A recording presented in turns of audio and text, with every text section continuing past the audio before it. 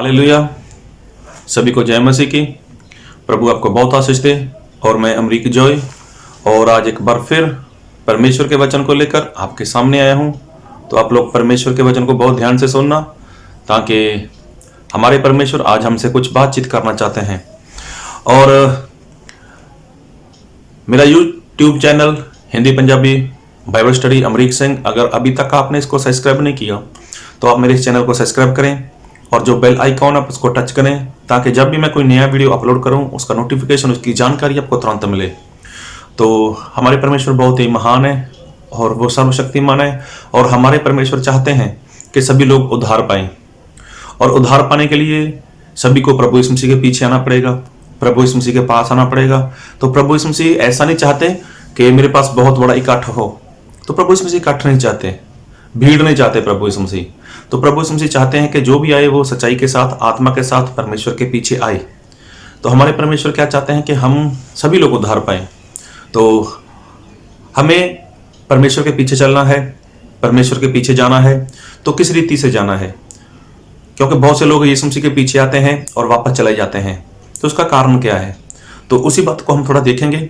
तो मैं आपके लिए वचन पढ़ूंगा नए नियम से, लूका रचित सुसमाचार उसका 9 अध्याय और उसका 59 से लेकर उसके 62 तक, मतलब 59 से लेकर 62 तक। उसने दूसरे से कहा, मेरे पीछे हो ले। उसने कहा, हे प्रभु, मुझे पहले जाने दे कि अपने पिता को गाड़ दूं।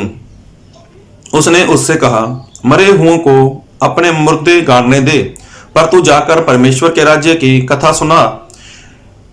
एक और ने भी कहा, हे प्रभु, मैं तेरे पीछे हो लूंगा, पर पहले मुझे जाने दे के अपने घर के लोगों से विदा ले आऊं।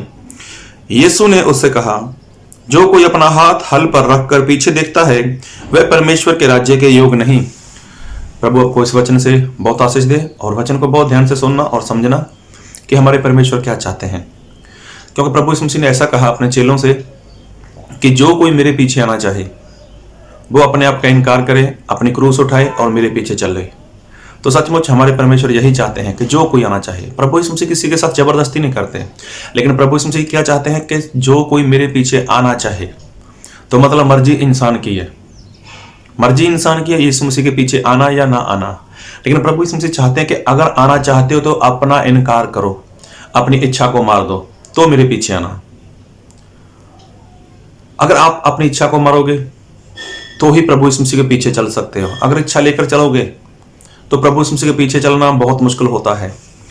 क्योंकि प्रभु यीशु मसीह ने जब अब्राहम को पसंद किया था, अब्राहम को बुलाया था, तो प्रभु यीशु मसीह ने अब्राहम को यही बोला था कि अपना देश, अपना घर, अपने बाप का घर, अपने रिश्तेदार, कुटुंबियों को, सभी को छोड़कर मेरे पीछे चल।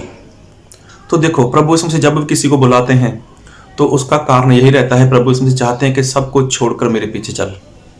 मैं तुझे आशीष दूंगा, मैं तेरी हर एक जरूरत को पूरा करूंगा।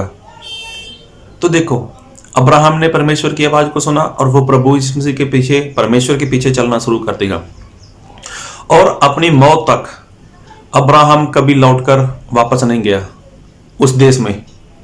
वहां पर उसके रिश्तेदार थे, उसकी पहचान के और लोग भी थे, तो उनके पास अब्राहम नहीं गया। तो देखो, अब्राहम के बारे में ऐसा लिखा है कि मैं अब्राहम का परमेश्वर हूं। जी हाँ, परमेश्वर चाहे नए नियम में बात करते हैं चाहे पुराने नियम में बात करते हैं, आगे चलकर देखना तो ऐसा लिखा हुआ है, ऐसा बहुत जगह पर लिखा है। परमेश्वर ऐसा बोलते हैं, मैं अब्राहम का परमेश्वर हूं। परमेश्वर क्यों अब्राहम को ऐसा बोलते हैं? क्योंकि जब परमेश्वर ने अब्राहम को बोला था अपने बाप के घर को छोड़ दे, अपना देश छोड़ दे, अपने रिश्तेदार मतलब कुटुंबियों जो भी हैं आपके, सभी को छोड़कर मेरे पीछे चल, तो परमेश्वर के पीछे वो चला। तो आज परमेश्वर आपसे भी यही चाहते हैं, वो मुझसे भी यही चाहते हैं, हम सबसे यही चाहते हैं कि अगर मेरे पीछे आना चाहते हो तो आप अपना सब कुछ छोड़कर मेरे पीछे आओ। सब कुछ छोड़कर मेरे पीछे आओगे तो ही आप लोग मेरे पीछे चल सकते हो। तो मुझे पक्का मालूम नहीं है, लेकिन मैंने ऐसा सुना है कि जो सिकंदर बादशाह था, जब वो लड़ाई के लिए निकलता था ना, तो जिसके ऊपर उसकी सेना आती थी, जहाज के ऊपर, अगर वो कहीं लड़ाई करने के लिए गए हैं, तो सबसे पहले जब वो उस जगह पर पहुंच जाते थे तो सबसे पहले जो सिकंदर बादशाह था वो क्या करता था कि जिस जहाज में वो लोग आए हैं उसी जहाज को वो बम लगाकर फोड़ देता था, तोड़ देता था, उस जहाज को खत्म कर देता था। अभी होता क्या था कि लोगों के पास लड़ने के सिवाय और कोई काम ही नहीं है। अगर उनके पास कोई पीछे जाने के लिए संभावना है ही नहीं, तो वो लोग क्या करेंगे? वो लड़ेंगे। और इस रीति से जब वो सिकंदर बादशाह लोगों के साथ, अपने साथी लोगों के साथ कहीं युद्ध करने के लिए जाता था, तो जिस भी जहाज में आते थे उसी जहाज को वो बम लगाकर तोड़ देते थे। तो अब अपनी सेना को बोलते थे कि अभी लड़ो। तो अभी लोग क्या करते थे? उनको मालूम था पीछे भाग नहीं सकते, पीछे जा नहीं सकते, तो इसी रीति से वो लोग लड़ना शुरू कर देते थे और लड़ते लड़ते वो जीत जाते थे। तो देखो, एक इंसान जब ये बात जानता है, एक इंसान को जब इतनी बुद्धि है, एक इंसान को जब इतनी समझ है कि मुझे अपने लोगों को कैसे आगे लेकर चलना है, कैसे मुझे सफलता चाहिए, कैसे मुझे ये जंग जीतना है, तो वो ऐसा ही करता था कि वो जहाज को बम के साथ उड़ा देता था, उसको तोड़ फोड़ देता था। तो परमेश्वर प्रभु यीशु मसीह यही चाहते हैं। तो हमारे प्रभु यीशु मसीह तो वो सर्वशक्तिमान है, उनके पास तो बहुत सारा ज्ञान है।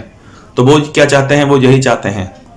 सिकंदर बादशाह की बातें तो अभी थोड़े समय की हैं, लेकिन परमेश्वर ने तो अब्राहम को तो बहुत पहले, हजारों साल पहले बोल रखा था कि अपना देश छोड़ दे। तो लोग समझ और ज्ञान का इस्तेमाल करते हैं, लेकिन हमारे परमेश्वर के पास जो समझ है, जो ज्ञान है, वो सबसे अलग है। तो देखो, परमेश्वर ने अब्राहम को बोला, अब्राहम ने सब कुछ छोड़ा और परमेश्वर के पीछे चल दिया। तो आज परमेश्वर नहीं शर्माते अब्राहम का परमेश्वर बोलने में। तो परमेश्वर, अगर नए नियम में पढ़ते हैं हम लोग लूका उसका 17 अध्याय में, तो वहां पर भी परमेश्वर ने बोला है, प्रभु यीशु मसीह ने बोला है कि लूत की पत्नी को याद रखो, लूत की पत्नी को। तो क्यों?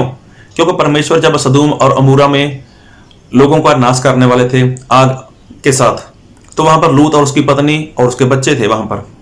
तो परमेश्वर, प्रभु यीशु मसीह ने क्या बोला था कि ऐसा करो कि इस जगह से भाग जाओ, लेकिन भागने के बाद, यहां से निकलने के बाद पीछे मुड़कर मत देखना। तो देखो, वो निकले तो सही, लेकिन जो लूत की पत्नी है उसने पीछे मुड़कर देख लिया और वो नमक का खंबा बन गई। देखो, अगर परमेश्वर के पीछे चलना है, अगर परमेश्वर की अधीनता में रहना है, तो परमेश्वर जितना बोलते हैं, जैसा बोलते हैं, वैसा ही करना होगा।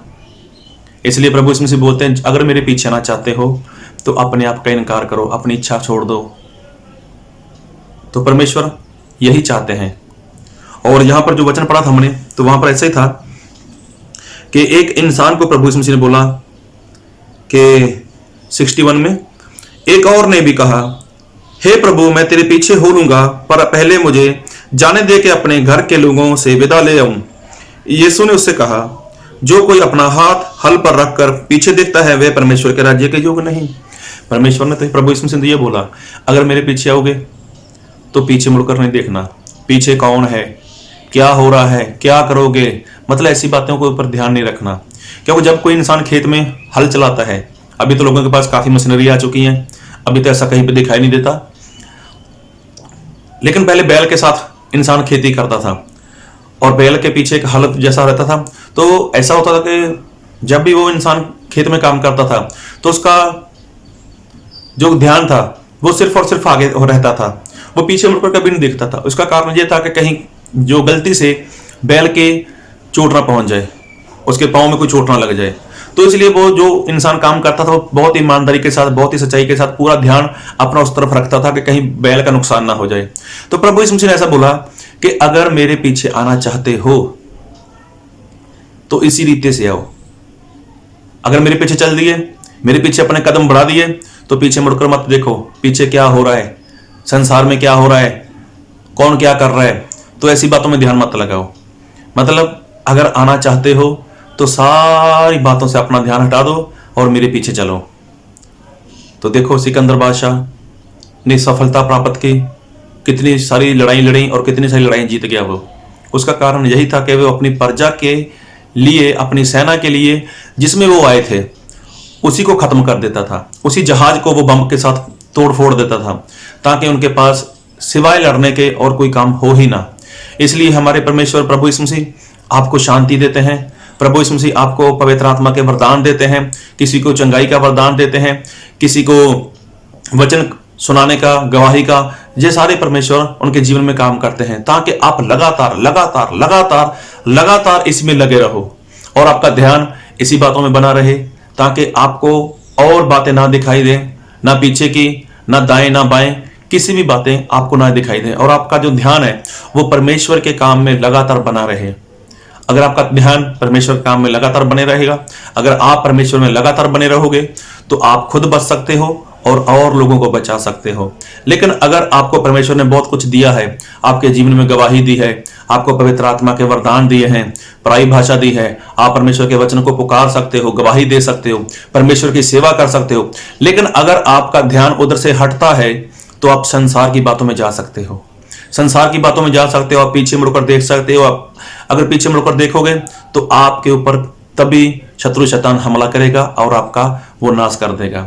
इसलिए प्रभु यीशु मसीह ऐसा बोलते हैं, अगर मेरे पीछे आना चाहते हो तो आप अपना क्रूस उठाओ और मेरे पीछे चलो, और ना पीछे मुड़कर कभी मत देखो। तो ये जो इंसान था यीशु मसीह के पीछे ही आना चाहता था, लेकिन प्रभु यीशु मसीह ने उसको ऐसा बोल दिया कि नहीं, ऐसा नहीं है। अगर आना चाहते हो तो जो घर पे जाना चाहते हो, घर के लोगों को बोलना चाहते हो, तो ऐसा मत सोचो। अगर ऐसा सोचोगे तो आप मेरे पीछे कभी नहीं आ सकते, मेरी सेवा कभी नहीं कर सकते। प्रभु आपको बहुत आशीष दे। अगर आप भी प्रभु यीशु मसीह के पीछे आपने चलना शुरू किया है, तो आपके आगे पीछे क्या हो रहा है, दाएं बाएं क्या हो रहा है, कौन क्या कर रहा है, इस बातों से ध्यान हटाओ और परमेश्वर के पीछे चलना शुरू करो। और परमेश्वर के पीछे चलोगे पूरी सच्चाई के साथ, पूरी ईमानदारी के साथ, तो परमेश्वर आपका बहुत टाइम से इस्तेमाल करेंगे और आप खुद बच सकते हो और लोगों को बचा सकते हो।